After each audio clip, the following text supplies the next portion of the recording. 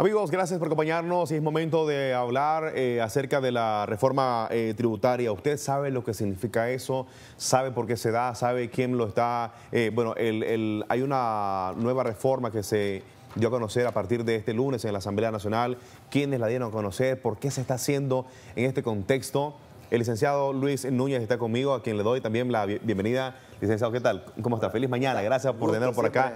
Es momento de hablar. Aquí estoy con usted, ¿verdad? Aquí estoy con usted. Ya tenía como bastante tiempo. Bastante. Pero bueno, aquí estamos, licenciado, para hablar de la reforma tributaria. Para empezar con todo este tema importantísimo para nuestros amigos televidentes también, para las pymes que están viendo ahorita Revista El Día, para las medianas empresas, para las grandes empresas también, seguramente que están checando Revista El Día. Nos gustaría que pongan total atención para que el experto nos indique cómo anda esta reforma tributaria. Pero, licenciado, ¿qué significa, para que nos explique, por favor, de forma fácil y que podamos entender todos acá en el CED y nuestros amigos televidentes, qué significa la reforma tributaria? Sí, mira, lo primero comencemos que son los tributos, pues para qué sirven los tributos, más que todo para qué sirven, cuál es la utilidad que puedan tener. Estos temas son bien polémicos, comencemos por eso, es decir, siempre cuando se hacen todas las reformas tributarias en cualquier parte del mundo hay cierto trauma, pues incluso hay administraciones que no han podido, que políticamente les ha causado mucho perjuicio, una reforma tributaria, incluso en Estados Unidos. Pues recordemos al presidente George Bush padre, que en paz descanse, una de sus grandes debilidades fue precisamente la parte tributaria y los impuestos.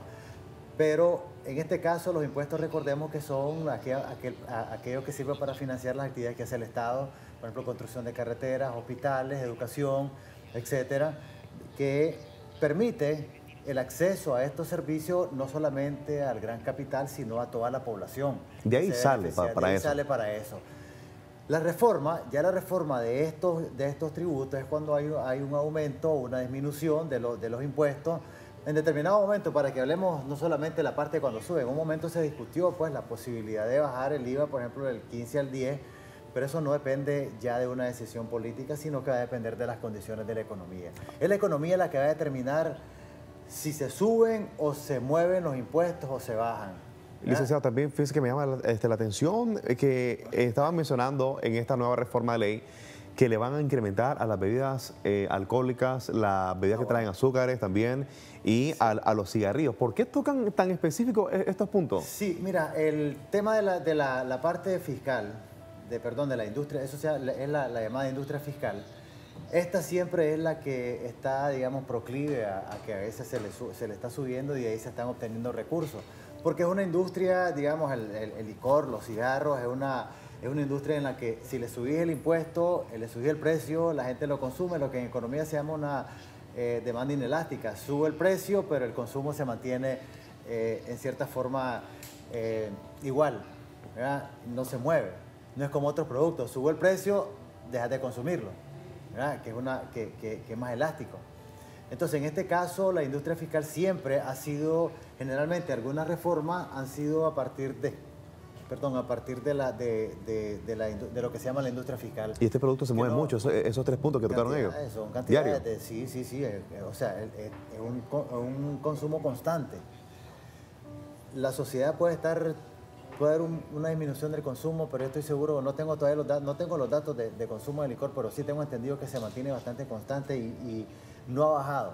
Ahora, licenciado, esta reforma se planteó, llegó a la Asamblea el día lunes por la mañana. ¿Ya la aprobaron?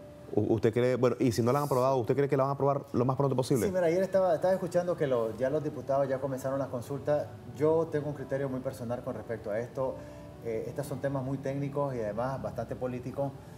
Hacer una consulta me parece que es más desgastante, creo yo, porque los impuestos no los vas a consultar. Si le preguntas a todo el mundo, le decís, bueno, ¿quieres impuestos? Todo el mundo debe decir que sí o lo más bajo posible. Y esta es una reforma bastante dura, no he terminado de analizarlo y mucha gente también está poniendo el ojo sobre ella. Y es una reforma bastante difícil, por cuanto se están estableciendo incrementos. Y se están incorporando también sectores que no estaban incorporados en el pago de tributo. Aclaro, se decía que no hay impuestos nuevos. Efectivamente no hay impuestos nuevos. Los impuestos que ya tienen la ley aquí están establecidos de, no sé, ¿desde cuándo? Tal vez desde el siglo XIX. Pero ¿por qué ellos refieren esas palabras? No hay, así lo dijeron textualmente, no hay impuesto nuevo. Usted dice que... Es que los impuestos que existen, impuesto selectivo de consumo, impuesto al valor agregado, que es el IVA, el impuesto de la renta, y el DAI, derecho arancelario, esos son los impuestos, o sea, no hay impuesto nuevo. O sea, no, ¿qué impuesto vas a poner? No sé, tal vez haya un impuesto que sea en determinado momento por el desarrollo de la sociedad y la economía sea necesario hacer un... Pero impuestos nuevos efectivamente no hay. Todo lo que se está haciendo es movimientos internos dentro de esos impuestos. ¿Ya? Algunos impuestos que van a comenzar a pagar, nuevamente van a pagar impuestos sobre la renta, van a pagar impuestos al valor agregado, se van a incrementar los derechos arancelarios sobre otros productos. Y eso es lo que se está haciendo. No hay impuestos nuevos porque los impuestos ya están. Se menciona también que esta reforma tributaria la están haciendo para proteger a las mismas empresas y para proteger el trabajo a los empleados también. No, eso es una discusión. Ahí entramos más allá del tema jurídico, entramos ya a la parte económica. Es decir, un impuesto no necesariamente va a proteger la empresa. Ni al trabajador también, obviamente. Lo que sí es buscando un impacto en la sociedad.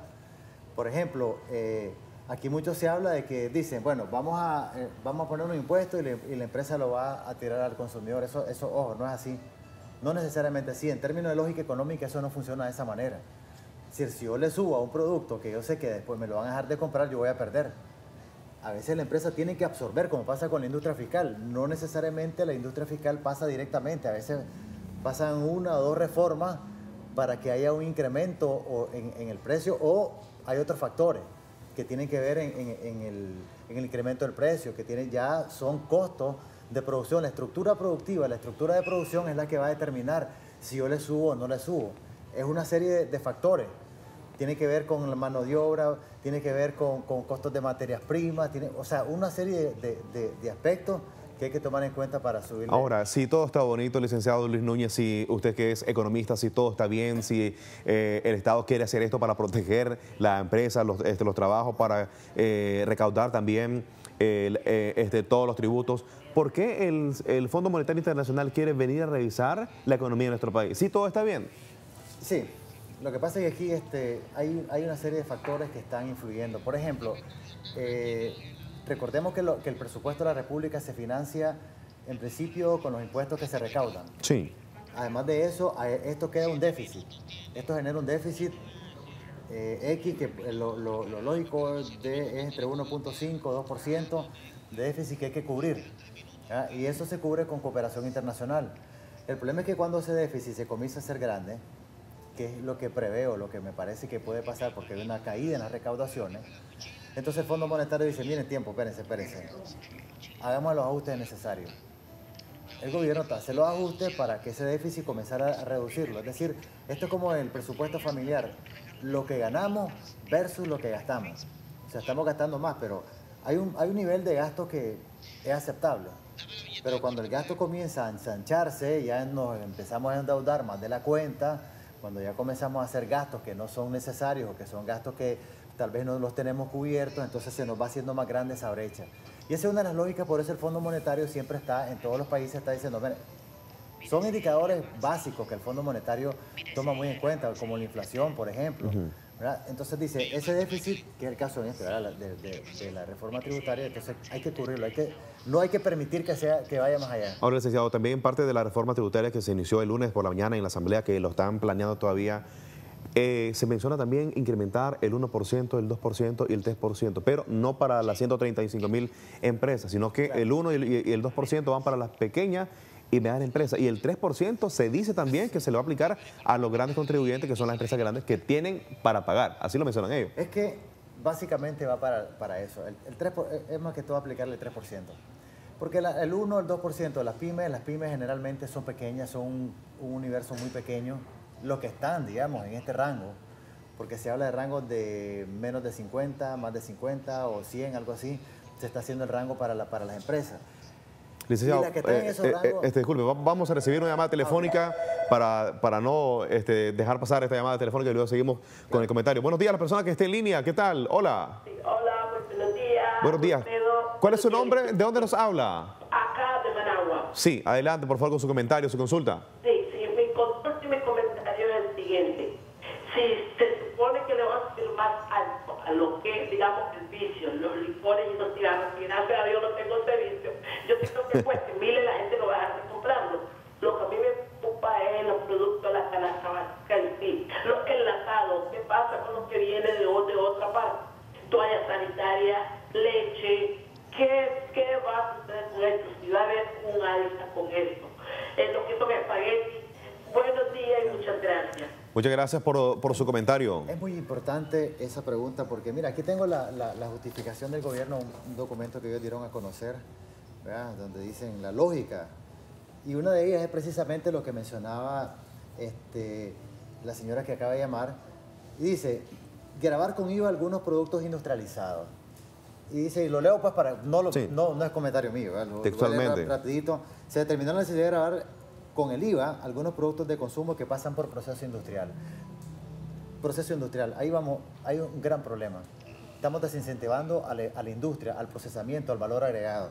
Y entonces dice no pagan impuestos, arroz, frijoles, azúcar, sal, cecina.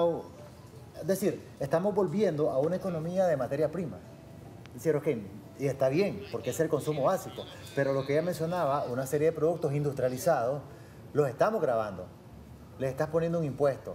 Yo creo que en esa parte y en estas consultas que se están haciendo, se tiene que revisar bien eso, porque estamos afectando a la industria, a la agroindustria, efectivamente, porque lo dicen ellos mismos. Es decir, pongamos un impuesto, un IVA a los procesos industriales. Me parece que eso es muy, muy importante destacarlo. Ahora, licenciado, bueno, ya por tiempo lamentablemente ya estamos encima, pero quiero preguntarle, ¿este 1%, 2%, 3% se puede apelar o ya va directo a hacerlo y listo? listo? Esta es ley, acordémonos que esta es una ley. Lo que se apelan son, por ejemplo, cuando la administración llega y te dice, mira, no lo pagaste en forma, entonces ya entras a un proceso. En esto lo que puede caber son recursos por inconstitucionalidad, que son cuando se hacen leyes que me afectan. O sea, los empresarios, los afectados pueden hacer este recurso, pueden recurrir contra esta ley. Pero yo creo que aquí hay algo que es muy importante también. La economía no está reaccionando. Estamos hablando que ellos reconocen que el año pasado hubo una pérdida de recaudación del 14%, que anda por los 11.600 millones de córdobas que no se recaudaron el año pasado, por debajo de lo recaudado en el 2017. Este año se prevé un 20% y además el PIB se perdieron 1.200 millones de dólares. Y además el consumo está bajando. Entonces tenemos problemas y esta reforma habría que analizar con más... Yo creo que hay que analizar mejor. Y creo, licenciado, que todavía la reforma se planteó, no creo que ayude mucho, este lunes por la mañana. Quizás lo vemos la próxima semana para ver si ya está constituido de forma legal, para ver cómo lo vamos a tratar en la siguiente semana. Licenciado, muchas gracias por haber tenido por acá. Un gusto igual haber tenido por acá. A encontrarnos. Ni modo.